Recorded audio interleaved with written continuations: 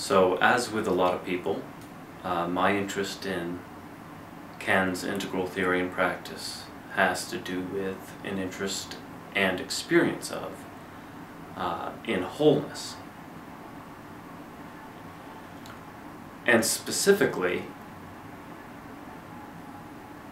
I have a deep and abiding interest in understanding the kind of wholeness that Ken felt as he was writing these books.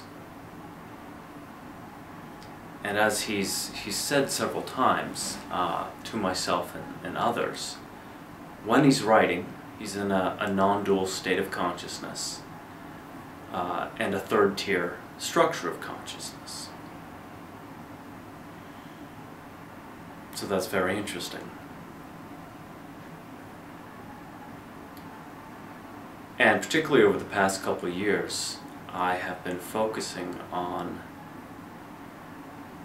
seeing if I can understand that whole non-dual bit. I have reason to believe I'm somewhere in third tier, but I have no way to gauge that.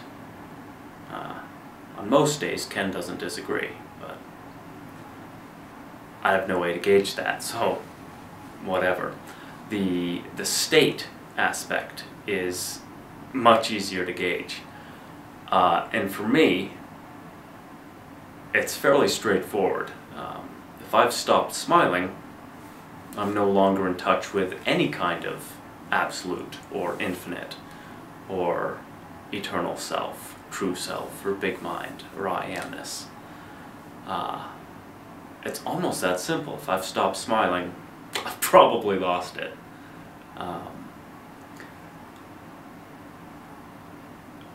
So yes, my focus in terms of how I work with Ken's theoretical and intellectual material has to do with getting as deeply as I can into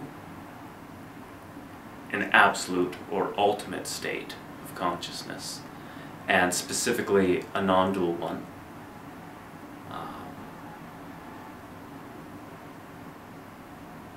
Where all I can sense is infinite being, or I amness, or awareness, or suchness, or thusness. And that's not separate from form, from manifestation, not at all. Form and manifestation are a gesture of that infinity. And what's most surprising, and I'm actually starting to experience that more and more often, and it makes me smile. So if I've stopped smiling, I'm probably not experiencing that anymore. And that's part of what's so tricky, is because that kind of enlightened state, particularly non-dual state, makes people happy, gives you something to smile about. But it's a kind of happy, it's a kind of bliss, it's a kind of joy, it's a kind of expansiveness that transcends all dualities. Which is very confusing, unbelievably confusing, if you try and understand it with the mind. And I work for a philosopher. I've been trying to understand it with the mind for years. It doesn't work very well. And then I stopped smiling. So,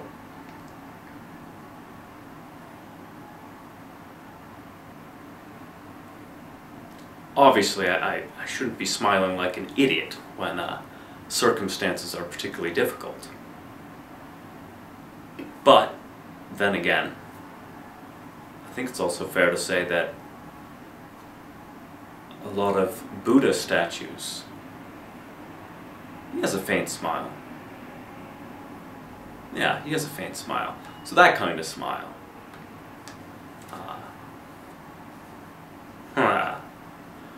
So I try and get as deeply as I can into a state without boundaries. and then see if I'm able to think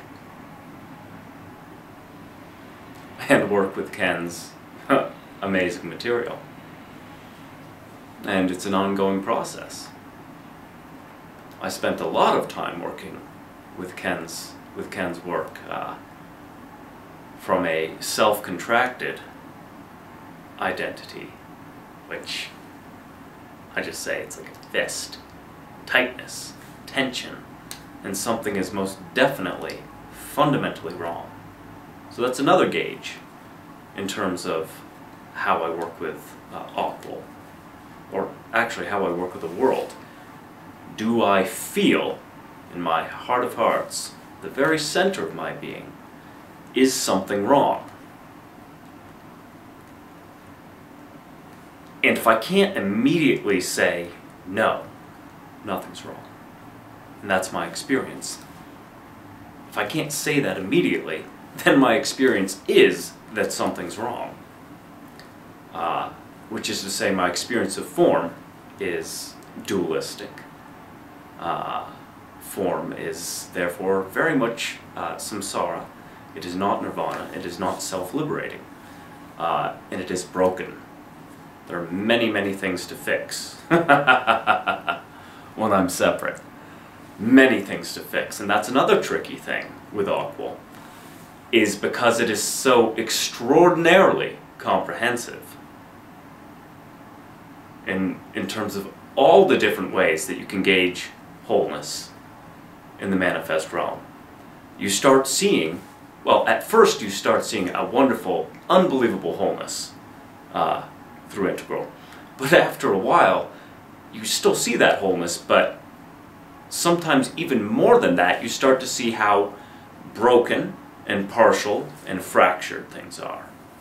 And you see it with incredible detail, and a comprehensive understanding of how broken things are.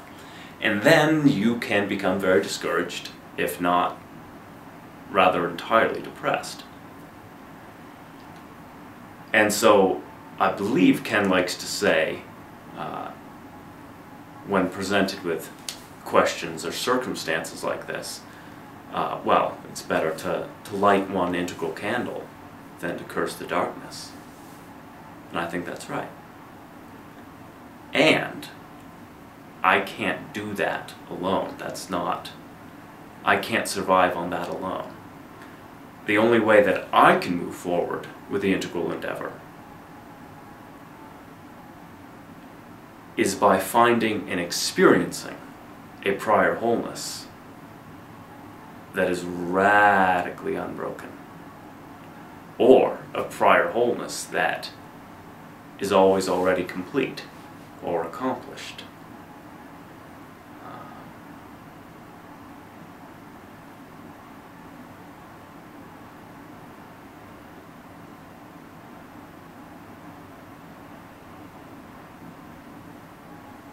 And the whole point is, it has to be something you can feel.